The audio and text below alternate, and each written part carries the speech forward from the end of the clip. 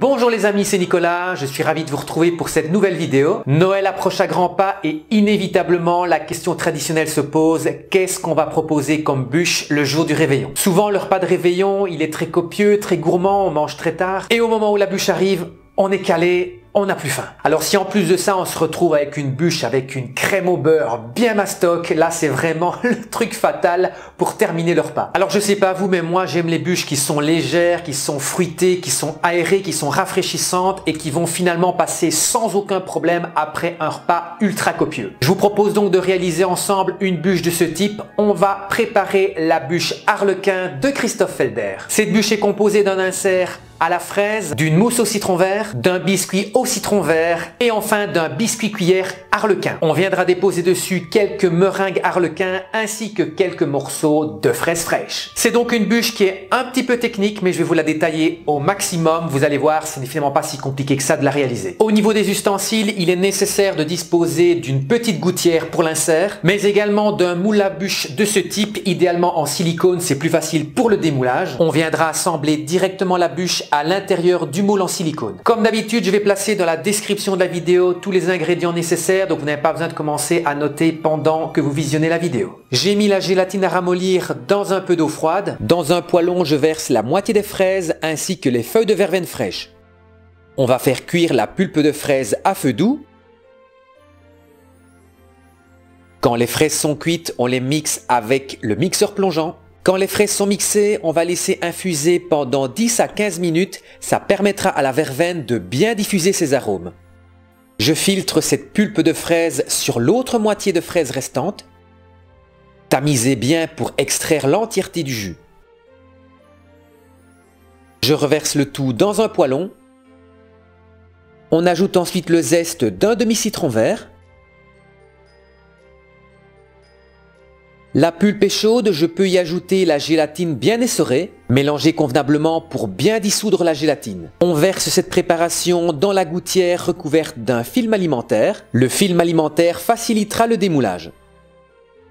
On va maintenant placer notre insert au congélateur pendant 3 bonnes heures, le temps qu'il soit bien congelé. Pendant que l'insert à la fraise prend bien tranquillement au congélateur, on va pouvoir préparer le biscuit au citron. Commençons tout d'abord par monter les blancs en neige bien fermes.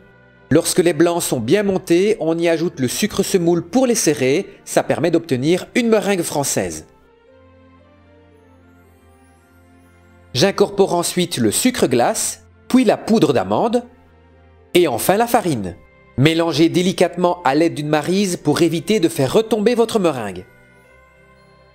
Qui dit biscuit au citron dit évidemment zeste de citron, on va ajouter le zeste d'un demi-citron. Et on termine l'incorporation toujours à la maryse. On va étaler cette pâte sur 1 cm d'épaisseur.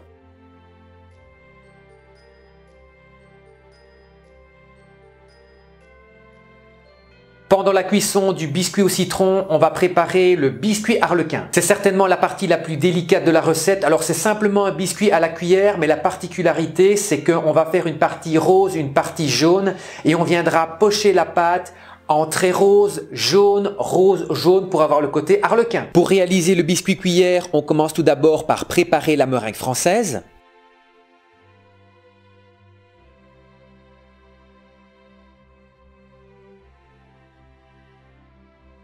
Quand la meringue est bien ferme, on incorpore ensuite le jaune d'œuf progressivement. Comme on va devoir préparer un biscuit jaune et un biscuit rose, on va séparer cette préparation en deux.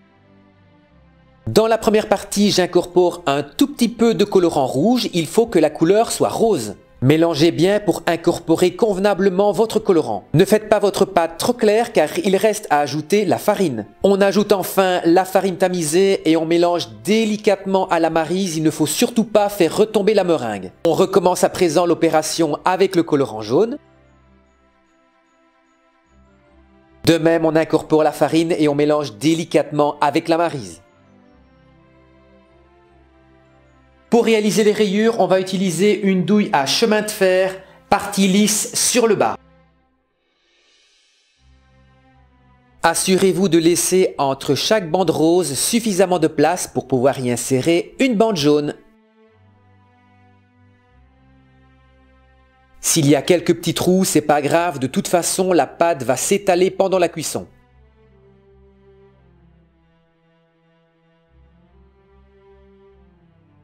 Voilà, le biscuit arlequin va partir au four à 180 degrés pendant 7 à 8 minutes. Le biscuit arlequin est cuit, j'ai découpé un rectangle de 17 cm de large sur 24 cm de long. On dispose le biscuit arlequin à l'intérieur du moule en silicone, la partie lisse doit être contre la paroi.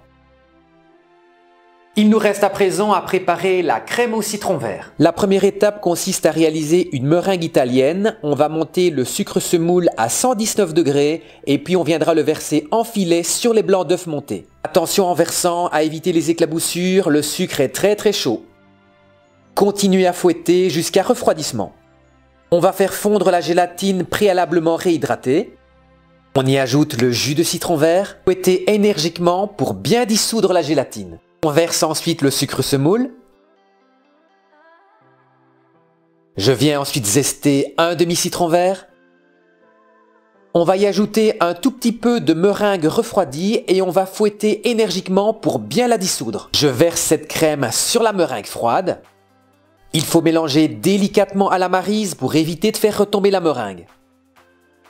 J'ai préalablement monté la crème bien froide en chantilly. Je viens verser ma meringue citronnée dessus.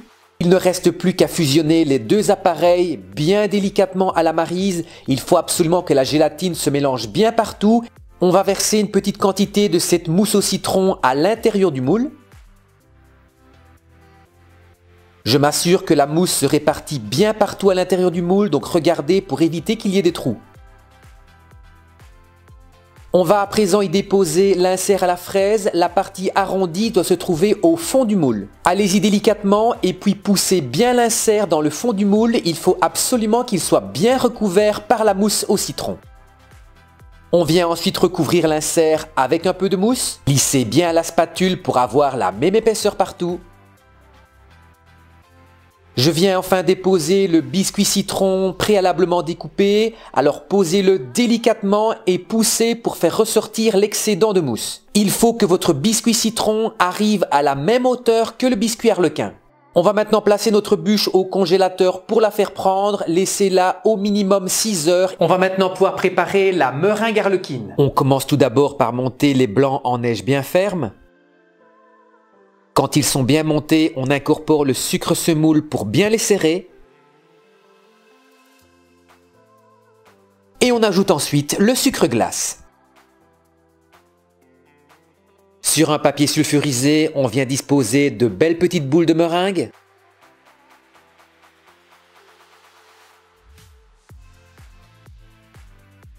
Comme ce sont des meringues arlequines, j'ai concassé des bonbons arlequins et je vais venir en disposer sur toutes mes meringues.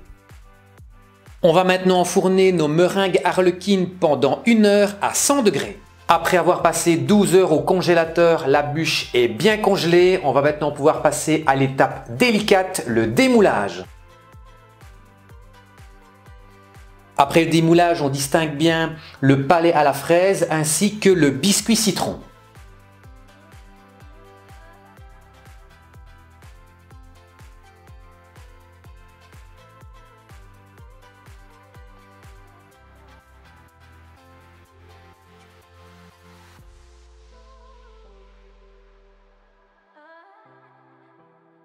Voilà donc notre bûche arlequin de Christophe Felder est enfin terminée. Il ne reste plus qu'à la déguster. Comme vous avez pu le constater, elle n'était pas si compliqué que ça à réaliser. 2-3 points techniques essentiellement sur le biscuit arlequin. Mais franchement, ça reste tout à fait accessible à tout le monde. Cette bûche est légère, rafraîchissante. Donc c'est pour moi le top après un repas qui est ultra bourratif. Cette bûche, franchement, elle va passer sans aucun problème. Voilà, cette vidéo est terminée. Si vous l'avez aimée, n'hésitez pas à exploser le compteur des likes. Si vous n'êtes pas encore abonné à la chaîne, surtout n'hésitez pas, abonnez-vous. On se retrouve la semaine prochaine pour une nouvelle recette de bûche. D'ici là, portez-vous bien. Je vous souhaite à toutes et à tous une excellente semaine. À la semaine prochaine.